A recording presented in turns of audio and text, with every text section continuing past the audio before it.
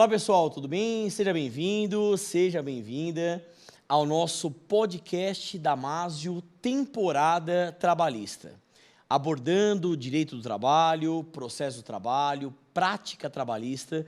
É sempre um prazer e uma honra muito grande contar com a sua presença aqui nesse podcast Damásio. Eu sou o Leone Pereira, advogado, coordenador e professor da área trabalhista aqui do Damásio. Estou com um convidado muito especial, né? Além da amizade, da parceria profissional, é um grande professor, é um grande advogado e, sem dúvida nenhuma, vai contribuir em muito para abordarmos esse temaço da área trabalhista. Vamos falar sobre o dano moral trabalhista e as recentes decisões do Supremo Tribunal Federal. Como sempre, a área trabalhista mudando toda hora, né? Uma área em constante eletricidade social, como se fala, né? Uma área muito importante na sociedade e no mundo atual, e é uma área em constante atualização e evolução. E o Supremo está trabalhando, né, Renato? Já vou te apresentar. O Supremo realmente está com decisões importantes em todas as áreas, e é claro que a área trabalhista não foi esquecida, muito pelo contrário. Então, é muito importante, muito pertinente esse podcast nesse momento, porque esse tema é um tema que gera muitas dúvidas, muitos debates, muita confusão, e a ideia é que vocês possam aproveitar esse podcast máximo, né, para tirar as suas dúvidas, o que é o dano moral, qual o seu enquadramento jurídico, e é a nossa obrigação aqui no podcast é trazer numa linguagem simples, acessível, um tema complexo como esse. Sem mais delongas, estou aqui com meu amigo e professor Renato, como disse, professor aqui da casa, advogado militante, agora também fazendo o seu mestrado, quer dizer, com muitos estudos aí, então está com tudo na ordem do dia, na ponta da língua. Seja bem-vindo, é um prazer, uma honra muito grande contar com a sua presença. Sinta-se em casa, como se fala, e pode aí falar com o pessoal que está nos assistindo. Olá, professor Leone, olá a todos. É um prazer imenso estar aqui com vocês na data de hoje para a gente discutir mais um tema relevantíssimo, tanto do ponto de vista teórico, como também do ponto de vista prático. Um tema na ordem do dia, um tema que está na pauta, que vale a pena a gente se debruçar para a gente entender os aspectos teóricos, a aplicação prática do dano moral, como que os tribunais estão decidindo acerca do dano moral, tarifação, a fixação do quanto indenizatório. Tem bastante coisa para a gente falar a respeito desse tema que cada vez mais ele tem atingido o Poder Judiciário, tem atingido as relações de trabalho, e é um tema muito bacana para a gente poder entender, tanto do ponto de vista teórico, para quem vai prestar concurso público, quem está estudando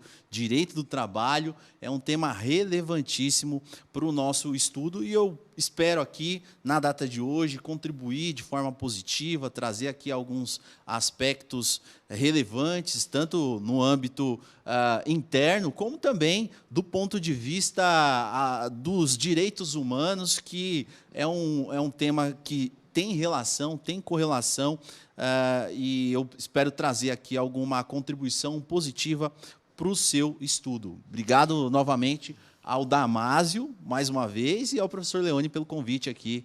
É um prazer enorme estar aqui hoje. Maravilha, Renato, e vale a pena realmente ressaltar que esse podcast é para todo mundo. Ele é para já advogado militante, pessoa que já passou no concurso público, juiz, procurador do trabalho, analista, técnico, você que está estudando ou tem interesse na área trabalhista, que não é uma área que interessa só a comunidade jurídica, mas também muita gente hoje, o direito, graças a Deus, está cada vez mais acessível às pessoas.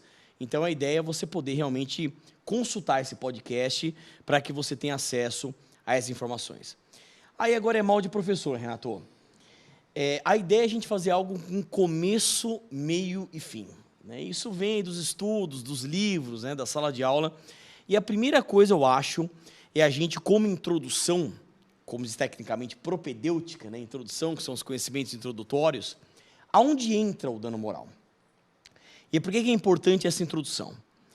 Durante muito tempo, o direito ele teve preocupação com o patrimônio do ser humano. Então, se a gente pega os códigos anteriores, especialmente o Código Civil de 1804 do Napoleão Bonaparte, o Código Napoleônico, né? Depois tivemos o Código 16 aqui no Brasil, o Código Clovis Bevilacqua, né? A gente tinha uma preocupação, e o Código Civil a gente cita muito porque é o grande código, né, que regula a vida humana, né, em vários aspectos. Então, o direito tinha preocupação com o patrimônio do ser humano e lesões a esse patrimônio. Nós demoramos muito tempo para entender e aceitar o dano moral. Entendendo que o ser humano ele não tem como única preocupação a preocupação com o patrimônio, mas ele também tem outras preocupações além do patrimônio. E isso aqui no Brasil ficou mais claro com a Constituição Federal de 88, a Constituição Cidadã de 88, na feliz expressão do saudoso Ulisses Guimarães, e com o novo Código Civil, o código do saudoso professor Miguel Reale. A gente passou a ter um grande princípio aqui no país, que é o princípio da dignidade da pessoa humana, né? Isso ele está lá, como eu falo, plasmado lá no inciso 3 do artigo 1º da Constituição, como um dos fundamentos da República Federativa do Brasil, que é um Estado democrático de direito. E hoje nós temos, especialmente o Código Civil, muito focado também nessas questões do tal do dano moral. A área trabalhista teve uma grande evolução com a reforma trabalhista, a Lei 13.467 de 2017. Hoje nós temos os artigos 223A a 223G da CLT, né? E, Renato, aonde entra o dano moral? Acho que é interessante a gente trazer, para quem está nos acompanhando, qual que é a diferença? Dano moral é igual ao dano patrimonial? É um dano extrapatrimonial? Aonde que entra na doutrina, na jurisprudência, o tal do dano moral? O que é esse dano moral? O dano moral, ele se enquadra, né, vem do direito civil, nasce no direito civil, como você bem colocou, e está alocado na responsabilidade civil. O direito civil ele traz responsabilidades patrimoniais e também extrapatrimoniais. Então, no passado, se confundia muito o direito patrimonial, a reparação patrimonial e a reparação por dano moral. E com a evolução do direito, sobretudo com o surgimento da Constituição Federal de 1988, lá no artigo 5º, inciso 5, e também no inciso 10 da Constituição Federal, houve uma separação, uma divisão daquilo que é patrimônio sob o ponto de vista os bens corpóreos e incorpóreos do cidadão e também ali uma divisão daquilo, da tutela, da honra, da imagem, da vida privada da pessoa. Então, o direito civil ele aloca a responsabilização por dano patrimonial, por dano moral, dentro desse aspecto, trazendo essa diferença. O dano moral, ele hoje tem uma grande discussão envolvendo o dano moral, qual que é a classificação. A responsabilidade extracontratual não se limita mais somente à esfera moral, à imagem que está ali dentro da questão envolvendo os direitos da personalidade da pessoa humana, né, que abrange não só o nome, mas a honra, a imagem e todos os demais aspectos da personalidade da pessoa. Então, o dano moral ele vem para tutelar, num primeiro momento, a imagem, a honra do sujeito como um direito da personalidade. E, mais adiante, nós temos hoje uma classificação do dano moral, a doutrina ela busca uma classificação do dano moral, fazendo uma distinção de dano moral, dano estético, dano à imagem e também dano existencial, que essa é a classificação que a gente encontra na doutrina. Então, está dentro da responsabilidade civil, que está regulada basicamente lá no Código Civil, artigo 186, 927 seguintes do Código Civil, que prevê a possibilidade de reparação pelos atos, danos ao patrimônio da pessoa, como também a reparação por ato ilícito à imagem, à honra da pessoa humana. Maravilha, Renato. Acho que você tocou em pontos importantes. Primeiro que está dentro da responsabilidade civil, isso aplicável à área trabalhista. Então, é claro que o direito civil está muito na frente, né? E a gente tem que beber desse conhecimento. Então, a gente importa muito conhecimento do direito civil, né? Eu acho legal também a gente, para quem está nos acompanhando, que hoje os danos do que a gente está falando basicamente se dividem entre patrimoniais e extrapatrimoniais, né? Então, os que atingem o patrimônio, os que não atingem o patrimônio.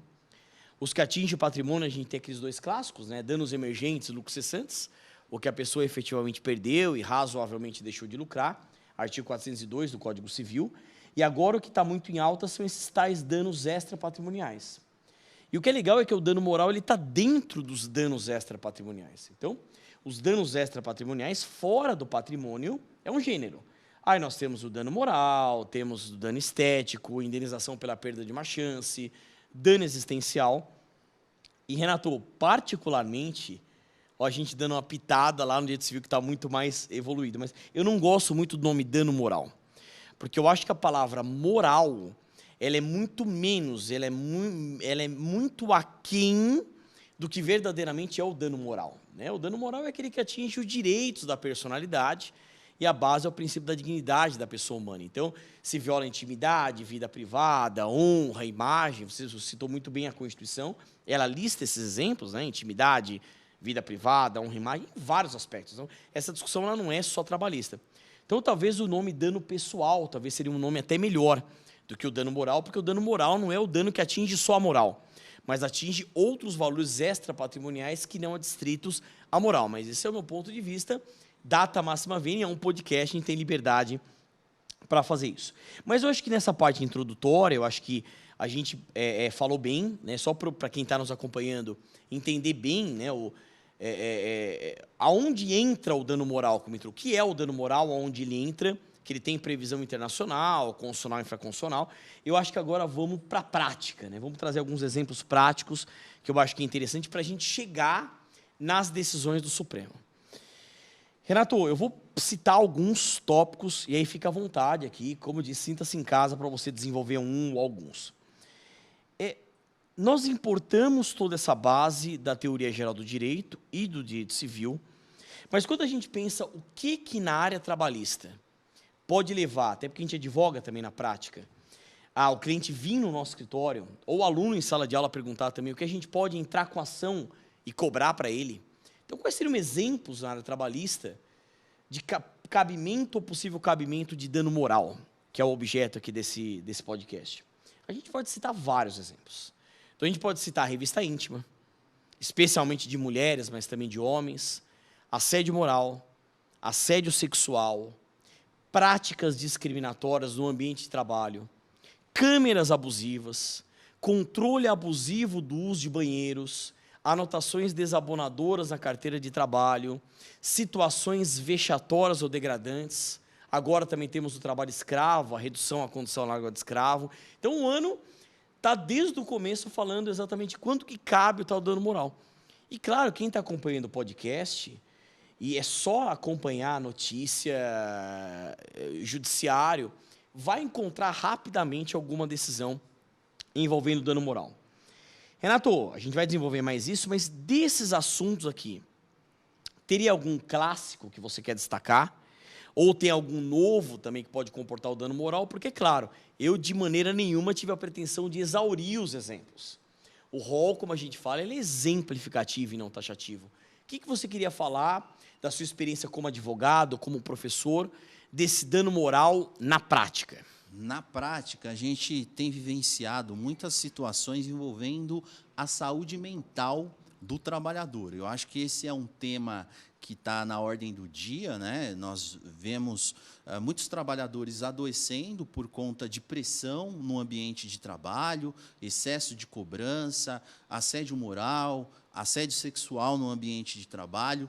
Isso tem adoecido o trabalhador e há uma preocupação hoje dos órgãos de controle com esse tratamento que está sendo dispensado aos trabalhadores e o afastamento do trabalhador por doenças psicossomáticas, como, por exemplo, síndrome do pânico, depressão, ansiedade, até mesmo bipolaridade, né? Quando o trabalho ele não é a causa do surgimento dessas doenças, nós temos uma potencialização, né, das relações de trabalho, das condutas praticadas no meio ambiente de trabalho que podem causar o adoecimento mental dos trabalhadores. E os tribunais eles vêm enfrentando a temática de forma reiterada, né? Em especial, é muito comum naquelas atividades que exigem, aspas, alta performance do trabalhador,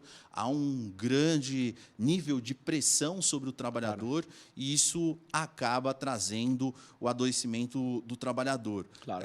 Outro motivo também que tem causado o adoecimento dos trabalhadores é, sem dúvida nenhuma, a jornada exaustiva, né? Cada vez mais se discute o impacto do excesso de trabalho, de horas de trabalho, na vida do trabalhador, né? Então, que causa, claro, fadiga não só sob o aspecto físico do trabalhador, o esgotamento físico, mas também, principalmente, um esgotamento do ponto de vista mental do trabalhador. Então, hoje, na Europa, fala-se numa redução da quantidade de horas de trabalho, justamente porque não necessariamente um grande número de horas trabalhado vai resultar numa maior produtividade do trabalhador. Muito pelo contrário, o trabalhador descansado, ele consegue ser mais criativo, consegue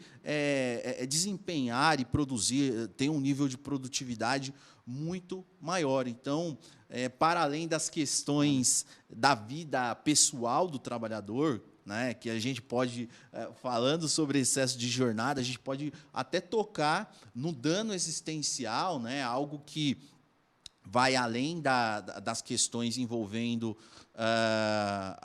o trabalho propriamente dito, mas o direito do trabalhador, do convívio familiar, do convívio social, do tempo ao lazer que seria dispensado, né, ao trabalhador. O excesso de jornada não confere ao trabalhador essa oportunidade, né? Mas eu vejo uma preocupação muito grande em relação a essas doenças psicossomáticas. E, na prática, tanto no âmbito do direito do trabalho, como também no direito previdenciário, eu tenho atuado bastante nessas duas áreas, né? E o escritório, nossa, é incrível o número de trabalhadores que adoecem em virtude dessas circunstâncias no meio ambiente de trabalho, né?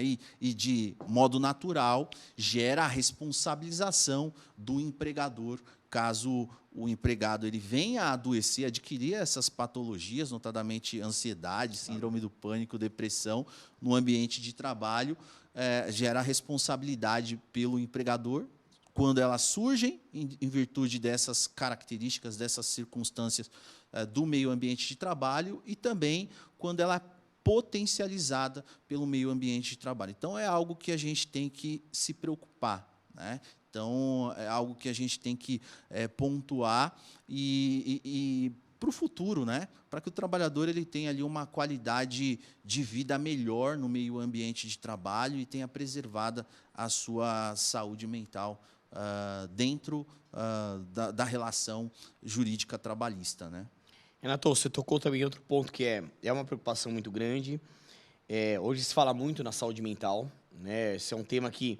E aí você vê a evolução dos estudos, levou até uma separação. Antes tudo era dano moral, e agora a gente está separando o dano moral do dano existencial, por exemplo. A ideia é que o pessoal faz muita confusão do dano moral com o existencial, é que o existencial ele tem uma carga especial, uma carga própria dele, né? Sempre quando eu falo muito sobre esse dano existencial, eu procuro trazer o exemplo da nossa vida como um pedaço de pizza, né? Tentando ser o mais didático possível. E cada um dá a sua vida quantos pedaços de pizza quer, a importância, o tamanho, o recheio de cada pedaço de pizza. Então, se a gente pega No meu caso, por exemplo, a ideia do podcast é a gente deixar, né, informal e trazer coisas pessoais. Eu hoje, Deus acima de qualquer coisa, depois vem a família, aí depois vem trabalho, depois vem estudo, depois vem e você vai dando, né? Então, a gente existir de maneira digna significa que todos esses pedaços de pizza sejam respeitados, com o seu tamanho respeitado e com o seu recheio respeitado, né? E a partir do momento que eu tenho jornada extenuante, exaustiva, não tiro férias, não tenho intervalos, é claro que o pedaço de pizza do trabalho, ele fica mais faminto, ele fica mais guloso, ele fica mais egoísta, ele começa a tomar outros pedaços de pizza, né?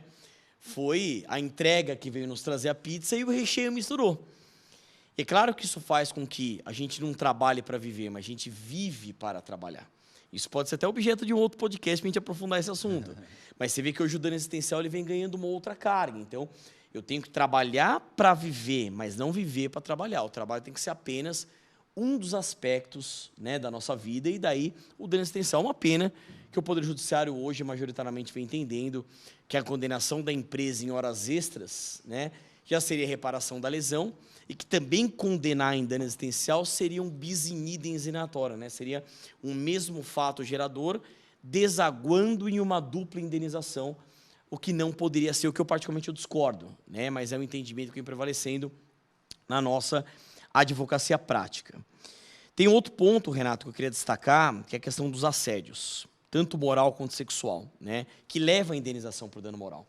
Inclusive, tivemos uma alteração recente em relação à CIPA, que é a Comissão Interna de Prevenção de Acidentes, que hoje ficou CIPA mais A mais, né? Que é aquela ideia de que a CIPA hoje, além da sua preocupação com normas de higiene, saúde e segurança no trabalho, também tem a preocupação hoje de combater assédio sexual e assédio moral, da preocupação que a gente tem que ter cada vez mais com um meio ambiente de trabalho rígido, respeitando normas internacionais e a própria Constituição, o artigo 225, né, que tutela o meio ambiente, e o meio ambiente do trabalho é uma espécie do gênero meio ambiente.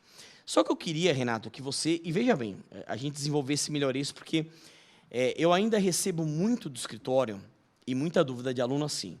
Tá bom, professor, entendi, então assédio sexual, assédio moral, prática discriminatória, racismo, pessoa com deficiência, cotas.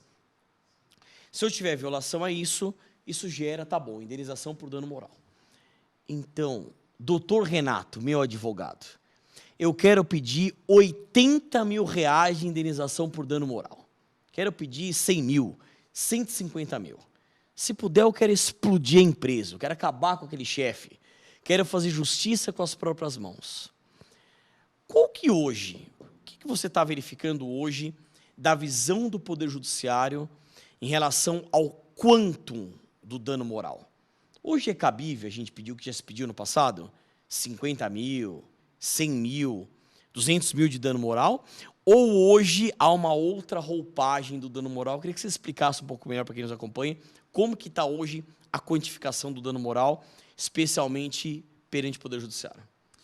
Hoje, essa questão que você colocou do assédio moral, do assédio sexual, é algo que tem tomado aí uma importância muito grande nas relações de trabalho, até por conta do crescimento, né, dessas condutas, dessas práticas no ambiente de trabalho, né? A doutrina até traz uma diferença entre dano moral e também assédio moral, que o dano moral seria uma conduta que viola o direito da personalidade de forma isolada, né, praticada pelo empregador ou pelos superiores hierárquicos ou até mesmo pelos próprios companheiros de trabalho, né?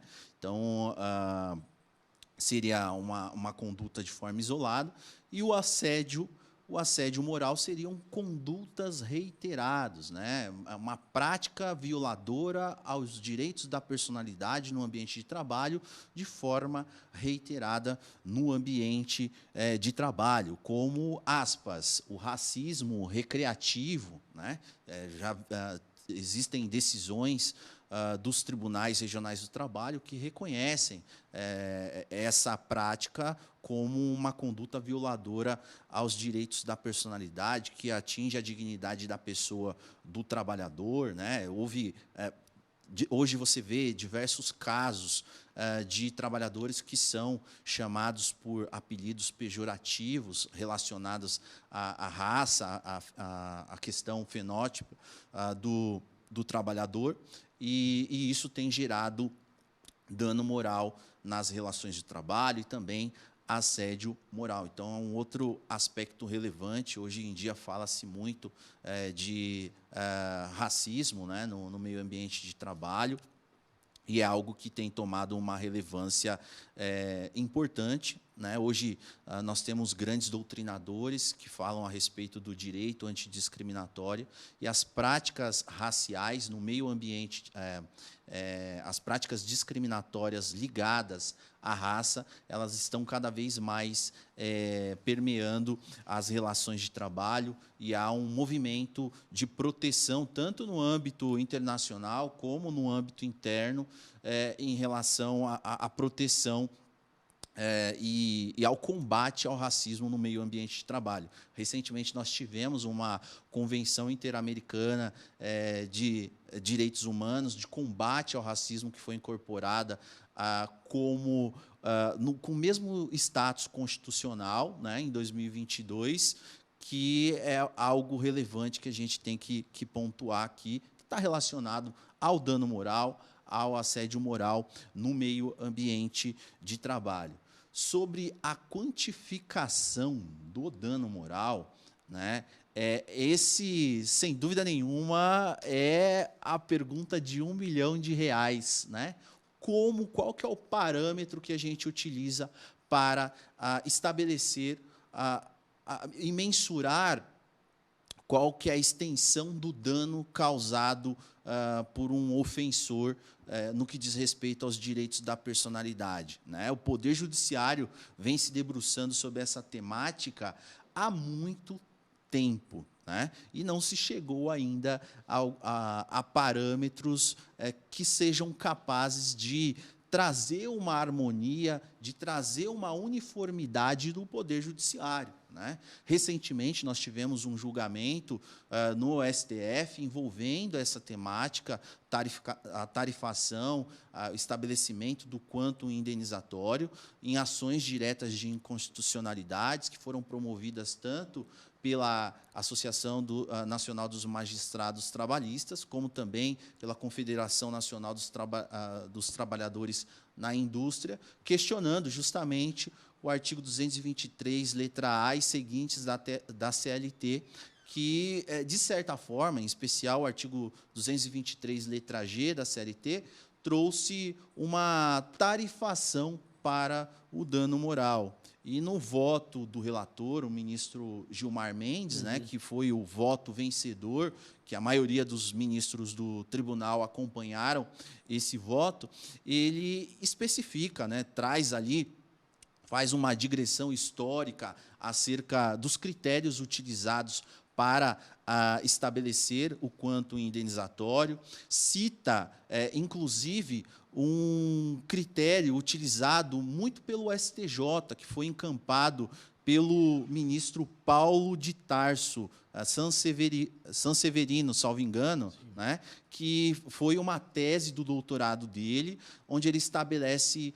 um critério bifásico para estabelecer o quantum a título de indenização por dano moral, justamente porque nós não tínhamos ali parâmetros objetivos. E, segundo a tese de doutorado desse ministro, do STJ, num primeiro momento, o magistrado ele levava em consideração como era um conjunto de decisões, né, estabelecia ali um valor base, né, com base nas decisões dos tribunais acerca daquela temática ou em casos semelhantes. Então, ele tinha ali, trazia uma média de indenização. Então, por exemplo, condutas de xingamentos ou ofensas relacionadas à raça.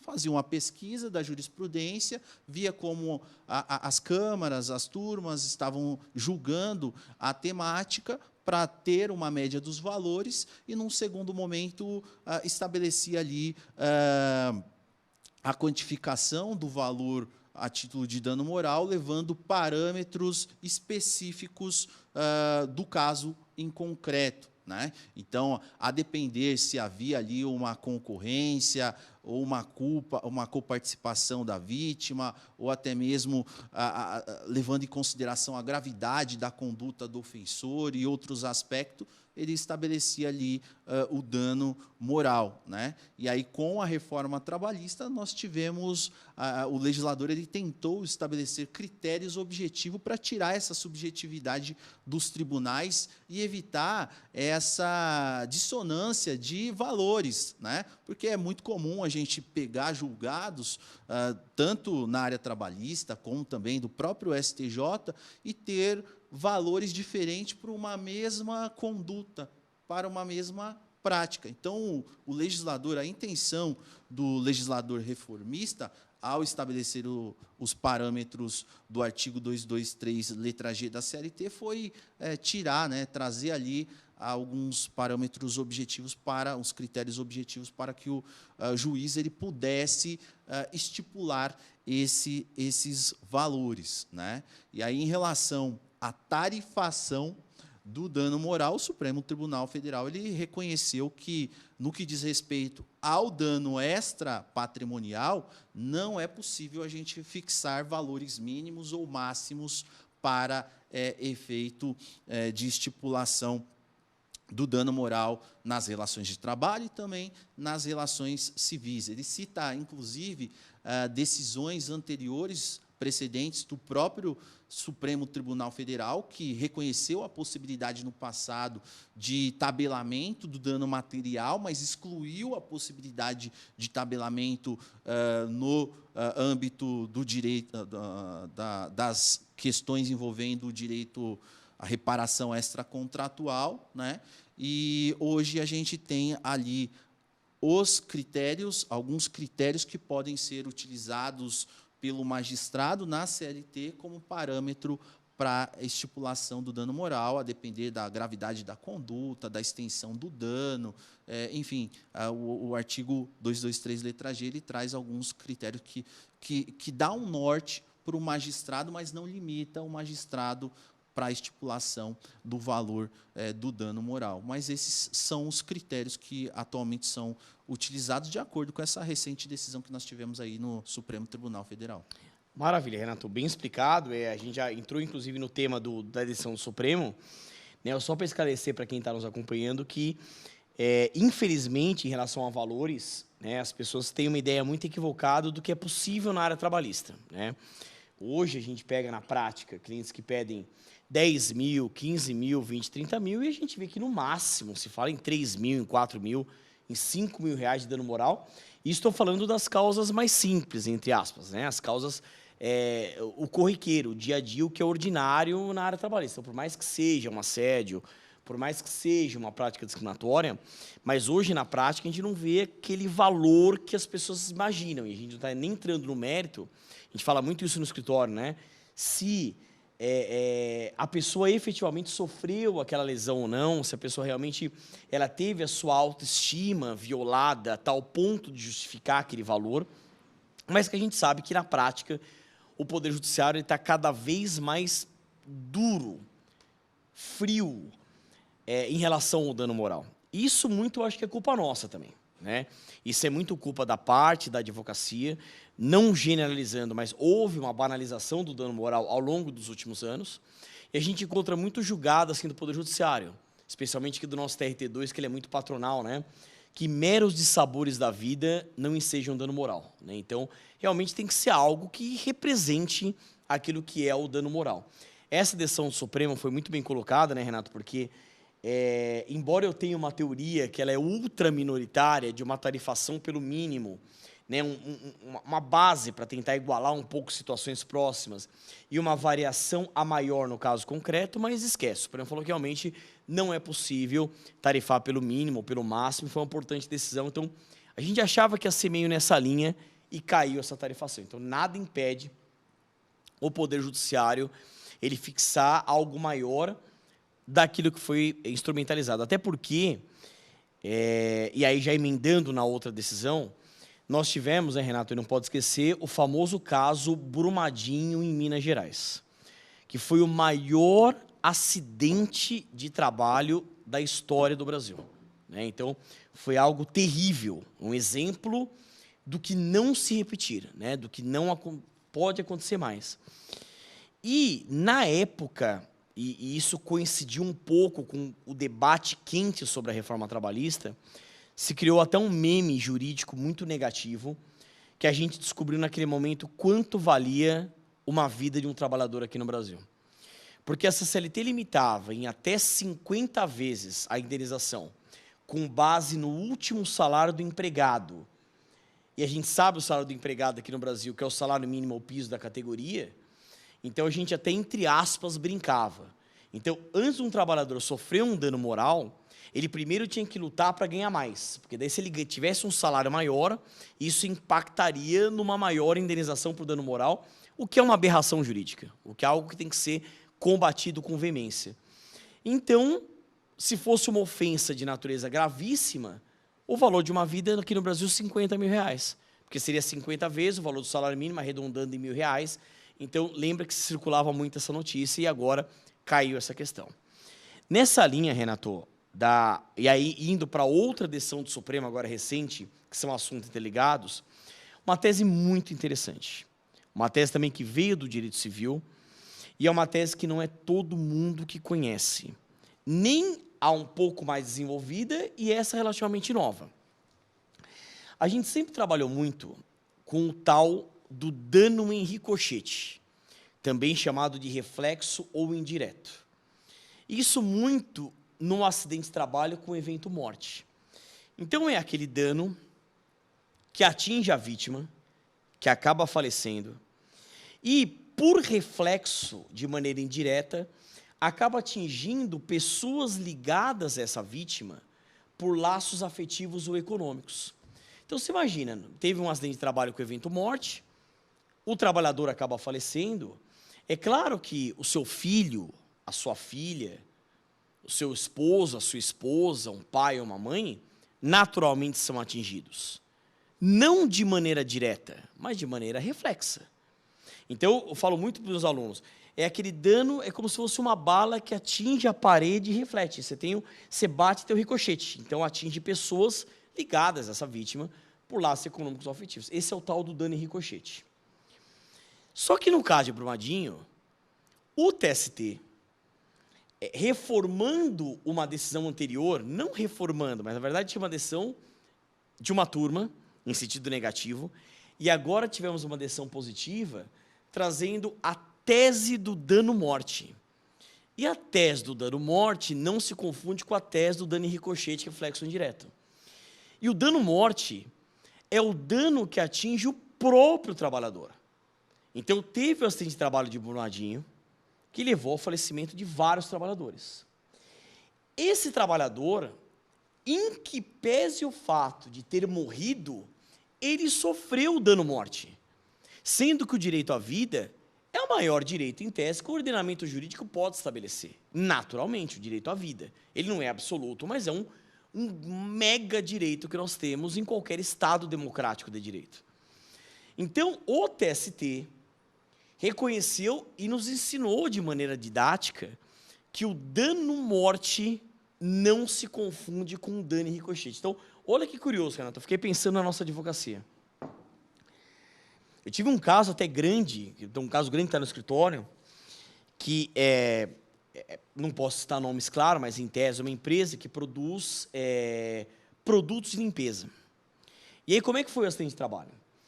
É uma máquina alemã, que ela não tinha equipamento de segurança, né, ideal, e aí o trabalhador tinha que entrar dentro da máquina para colocar um produto, e a máquina puxava esse produto, adesivava, era como se fosse uma impressora, e cuspia. E num momento que o trabalhador entrou dentro dessa máquina, falhou o sensor, e a máquina reconheceu a cabeça dele como se fosse o produto. E na hora a máquina puxou a cabeça dele, ele bateu a cabeça e já caiu morto no chão. E eu tive que olhar as fotos, assim, terrível, assim, pedaço do cérebro no chão, e tentavam na hora parar a máquina e tudo mais, e não conseguiram. Tudo isso foi filmado, ele morreu na hora, né? Ele caiu ajoelhado assim no chão, acidente de trabalho com evento morte. E aquilo foi tão impactante na cidade que os próprios trabalhadores ficaram amedrontados com as máquinas que estavam lá, né? E aquilo chegou no Ministério do Trabalho, Ministério Público do Trabalho, claro que teve muita repercussão social, porque é uma empresa que empregava muito. E é claro que como ele faleceu, olha que interessante, ele faleceu, mas é lógico que filho, filha, esposa, têm direito ao dano de competência do trabalho, não o dano morte, o dano em ricochete, porque atingiu o trabalhador que faleceu e teve o ricochete nessas vítimas. Tá bom. Só que olha que curioso, agora, além disso, a gente pode pedir como advogado o dano morte. Então, o trabalhador, ele teve o dano morte, ele faleceu, e há uma tese contrária falando que não é possível, porque se ele faleceu, teve a morte da pessoa natural. Então, como é que ele pode ser um titular sendo que ele faleceu? Eu discordo, eu acho que é possível. E aí, a esposa, o filho, dependendo dos sucessores, vão ter direito a receber isso, não por dano em ricochete, mas por aspectos sucessórios. Você entende que, assim, vão desaguar nas mesmas pessoas, mas são indenizações diferentes. Então, o dano morte é o dano que atinge o trabalhador que morreu, e, por exemplo, a esposa ou o filho vai receber por sucessão, sem prejuízo do dano em ricochete, que aí é o dano da esposa, do filho ou da filha, que teve aquele impacto da morte do trabalhador.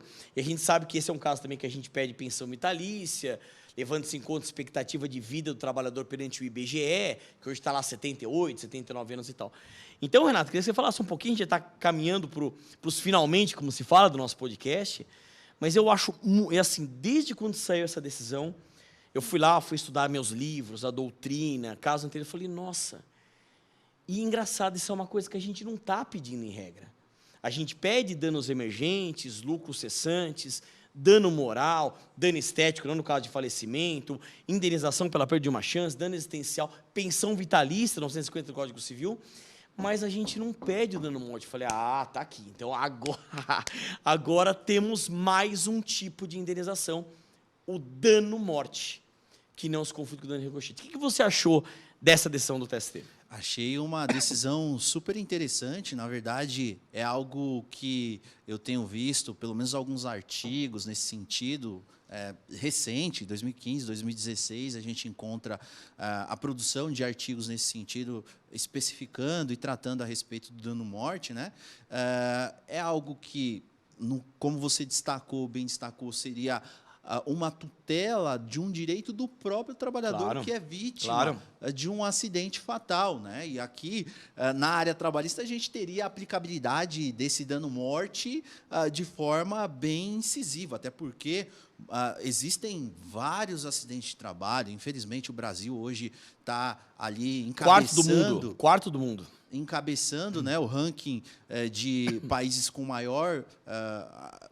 quantidade de acidentes de trabalho, e alguns acidentes de trabalho podem Curiosidade, interrompendo, a gente está atrás da China, Índia e Indonésia. China, Índia, Indonésia, Brasil em quarto lugar. Terrível, né? Infelizmente, acaba vitimando não só o trabalhador, mas como também a própria família, né? E o reflexo disso é bem triste. Eu falo porque acidente de trabalho, quando a gente conjuga a advocacia trabalhista, claro, com previdenciária, a gente vê muito essa situação e acaba impactando na vida da família, ainda naqueles casos que a gente não tem a morte propriamente dita, mas tem uma redução da capacidade para o trabalho e também para o cotidiano, para a vida cotidiana do trabalhador. Isso acaba impactando na vida da própria família, porque, em alguns casos, o trabalhador ele fica dependente dos seus familiares, né?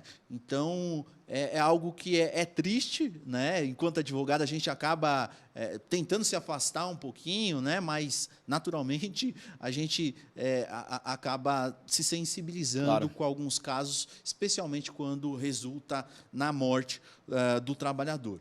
O dano morte, ele vem reparar, portanto, o titular é o próprio trabalhador em virtude do sofrimento causado a esse trabalhador antes do seu falecimento. Claro. Inclusive, nós temos um informativo recente do TST, salvo engano, é da 5ª turma do TST, que afasta a possibilidade do dano-morte. E é interessante que um trecho da decisão que eu destaquei, né, que eu li, é que, para afastar o dano-morte, a 5ª turma ela utilizou como parâmetro, como fundamento, a morte instantânea do trabalhador. Então, nos casos, como, por exemplo, no caso que você citou, em tese, o trabalhor ele teve um impacto na cabeça. E como se pode mensurar isso, né? E morreu ali repentinamente, né? Mas eu penso que morte por afogamento, morte como o caso dos trabalhadores soterrados, claro, em Brumadinho, não só os trabalhadores da Vale, mas também os trabalhadores terceirizados, trabalhadores de outras empresas ali da cidade que estavam ali naquela fatalidade, né? Que foram vitimados por isso, sem dúvida nenhuma. Eles sofreram, claro, né? Porque eu penso que muitos deles não morreram instantaneamente, muitos deles não morreram em virtude do fato de não terem sido encontrados nas buscas. Eu lembro que, à época, se não me engano, no ano de 2019, houve uma mobilização nacional, não só os bombeiros, a Polícia Militar do Estado de Minas Gerais, mas também de todo o país enviou os especialistas, os mais capacitados, para poder contribuir na busca de pessoas e trazer ali, tentar resgatar algumas pessoas dessa tragédia. Alguns foram trabalhadores e também pessoas que moravam ali nas imediações, foram salvas, né? Mas, infelizmente, outras não foram sequer encontradas, né? Então, nesse caso, sem dúvida nenhuma, é um tipo de situação que causa um sofrimento, uma dor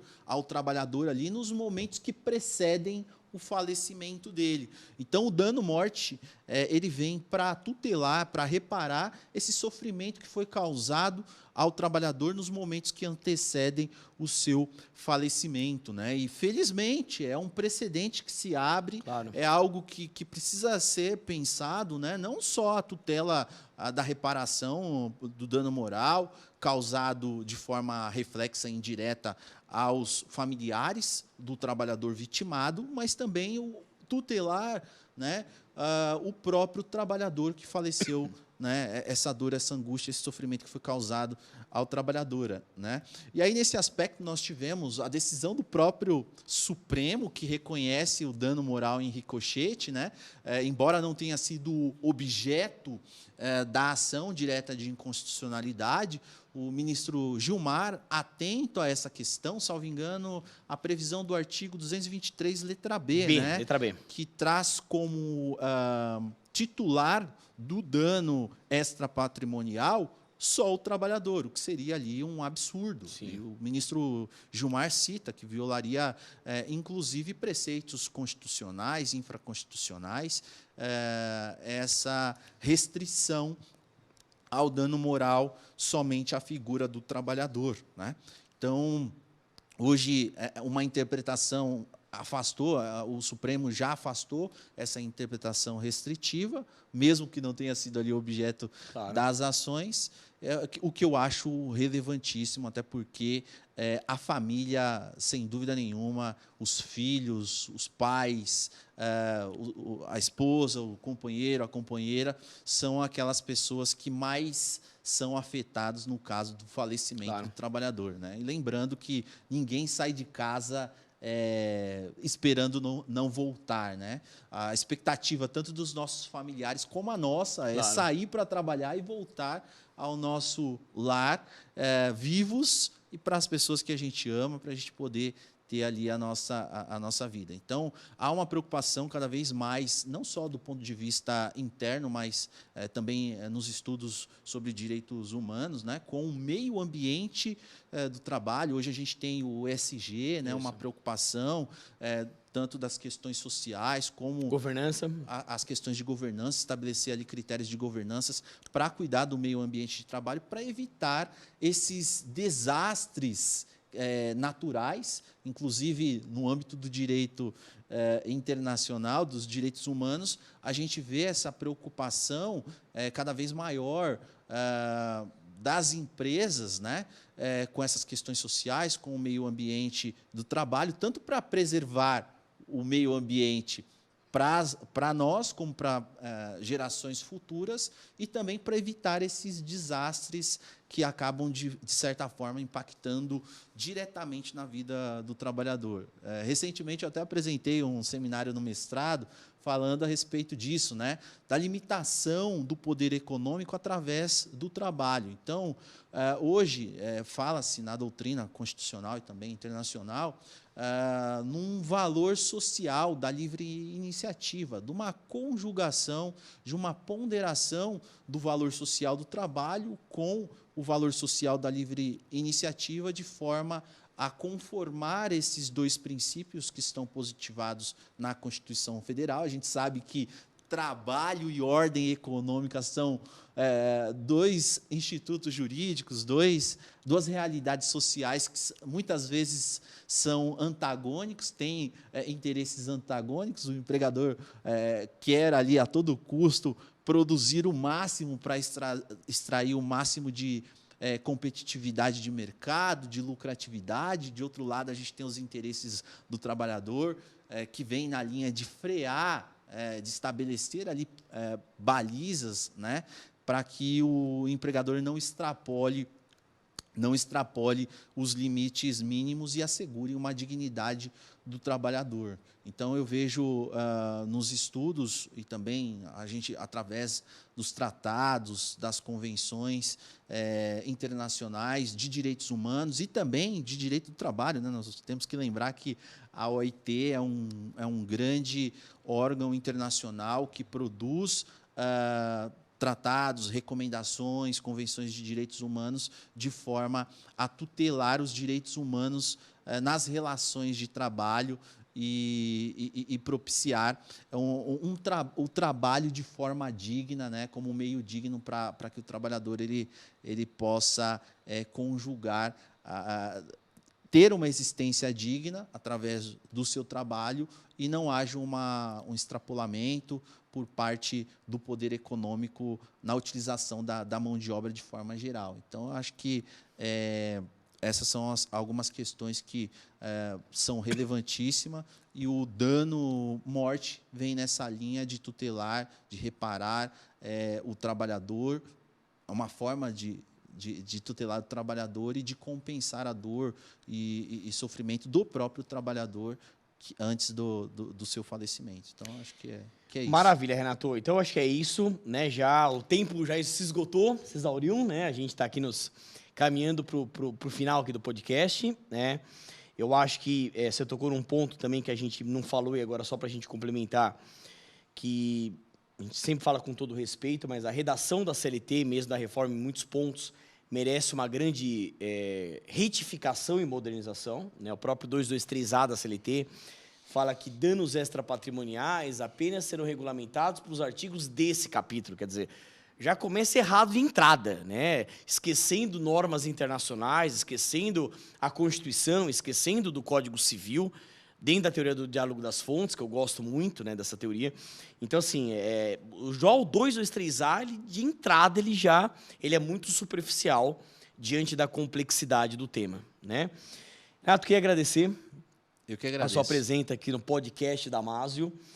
A gente sabe que a gente tem a disponibilidade de tempo, da advocacia, das aulas e tudo mais, agora também do mestrado, e a gente sempre agradece, porque não é fácil, né, a gente organizar a nossa agenda para isso, mas eu acho que, e aí caminhando para as suas palavras finais, nós que somos da área do direito, e nós que somos advogados e professores, a gente tem essa função social, como se fala, também de de transmitir conhecimento para a sociedade, né? A gente tem acesso a um conhecimento, a informações que a gente tem que repassar ou tentar repassar de maneira didática, de maneira leve, claro, sem esquecer, que eu acho que essa ideia aqui do Damásio, até pela tradição que tem, os aspectos técnicos.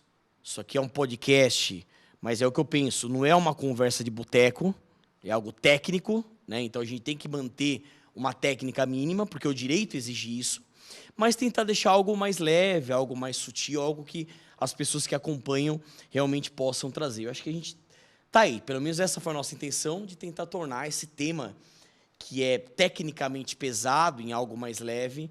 E eu queria agradecer e queria que você desse as palavras finais aí, né, do que você pensa nisso, né, dessa nossa missão de usar esse espaço assim para deixar o direito mais leve e propagar esse conhecimento para as pessoas, que mais pessoas tenham acesso ao conhecimento jurídico, né? Eu que agradeço ao Damásio, ao professor Leone aqui pelo convite, pela oportunidade de trazer aqui alguns aspectos do dano moral, né? A gente sabe que é uma matéria muito densa. Quando a gente fala em discriminação, a gente tem cada tópico desse, né? A gente poderia falar aqui do dano pré-contratual, dano contratual, pós-contratual. Então é uma matéria densa que a gente procurou abordar aqui da forma mais acessível possível, até porque no YouTube a gente está num grande canal, várias pessoas, não só da área do direito, mas também buscam informações acerca desses temas, né? Ou porque ela mesma foi atingida por uma conduta ilícita por parte do empregador ali no meio ambiente de trabalho, ou para buscar auxílios às pessoas próximas que buscam, que estão passando por uma situação que envolva aí um ato ilícito do empregador. Então, eu acho que é uma iniciativa excelente do Damásio trazer esse podcast, porque o máximo de informação possível que for passar para o cidadão é algo que é relevantíssimo e cumpre a missão social. E nós, como advogado, todos os dias a gente dá uma aula diferente, eu costumo dizer, né? Porque cada cliente que chega é uma situação nova, é algo que a gente tem que estar sempre atualizado, estar ali na ponta da língua, passar as informações, o posicionamento atual dos tribunais acerca dos temas, né? Explicar para o nosso cliente que, infelizmente, não dá para a gente mensurar o dano moral, que é algo que vai depender de uma análise de terceiro, né? Eu costumo dizer para os meus clientes o seguinte, né? Se o resultado do processo se eu pudesse antecipar ou dar o resultado do processo, eu já logo expediria o alvará de levantamento e estaria tudo certo, né? Então, mas infelizmente a gente depende do poder judiciário, infelizmente e felizmente, né? A gente depende do poder judiciário, de uma decisão de um terceiro para poder formar o convencimento acerca dessas questões envolvendo o dano moral. Mas eu acho que é uma iniciativa excelente esse podcast. Agradeço pelo convite, agradeço a todos e fico aqui à disposição para voltar aqui. E será convidado. Discutir novos temas, né? Acho que tem bastante coisa para a gente trazer, não só do ponto de vista do direito material do trabalho, que atinge uma maior quantidade de pessoas, né? Até por conta da temática, né? E consegue abranger um maior número de pessoas, mas também trazer a prática do direito da advocacia trabalhista, as questões técnicas envolvendo o direito processual do trabalho, as polêmicas envolvendo o direito processual do trabalho, que é muito bacana. Então, eu me coloco aqui à disposição e agradeço o convite feito por vocês. Maravilha, Renato. Mais uma vez agradeço a participação. Acho que a gente pôde trazer grandes contribuições, né, da lei, da doutrina, da jurisprudência e da prática. E você que nos acompanhou, a gente agradece, né, a confiança no nosso trabalho, agradece a audiência, né? Nada disso faz sentido sem que tenha alguém que assista, alguém que acompanhe, alguém que nos ouça. Então, essa é uma ferramenta muito importante para a gente poder transmitir o conhecimento, e o podcast Damásio é isso, né? Ele tem essa relevância, carregando a tradição Damásio, que tem mais de 50 anos de tradição e excelência no ensino do direito, transmitindo o direito em vários formatos. Além de tudo aquilo que você já conhece, que são as aulas, os cursos, os eventos, mas também temos agora o podcast, né, nessa temporada trabalhista, né? Agora é isso, né? Temporada e série, seriado, temporada. Agora temos o podcast, a temporada. E assunto trabalhista não falta, né? Além dos tradicionais, temos a todo momento novidades. E mais uma vez, então, a gente agradece a audiência, aquele pensamento positivo, ânimo firme, fiquem com Deus. Peço desculpas pela minha tosse seca, esse problema, né, que vem essa mudança de temperatura e tudo mais, mas guerreiros aqui trabalhistas, com a caneta Bic acompanhando aqui a nossa exposição. Até o nosso próximo encontro.